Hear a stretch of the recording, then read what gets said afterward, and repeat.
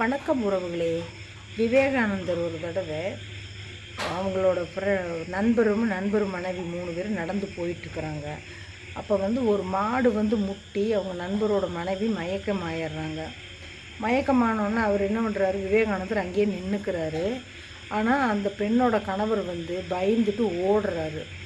ஓடணுன்னே மிருகங்களுக்கு ஓடுறவங்களுக்கு கண்டா ரொம்ப பிடிக்கும். நிற்கிறவங்கள விட ஓடுறவங்களுக்கு கண்டாத்தான் பிடிக்குமாம்மா. துரத்தி பிடிக்கிறதுக்கு போச்சாம்மா. அப்போ இவர் ரொம்ப தூரம் ஓடி களைச்சி போய் ஒரு வீட்டுக்குள்ளே பூந்து பூட்டிக்கிறாரு. அங்கே இருக்கிறவங்கெல்லாம் இந்த மாட்டை அடக்கி கட்டி வச்சிட்றாங்க. அப்போ விவேகானந்தர்கிட்ட கேட்டாங்களாம்மா, பயந்து அவர் ஓடுறாரு, நீங்கள் மட்டும் எப்படி துணிச்சலாக நின்னீங்கன்னு கேட்டாங்களாம்மா.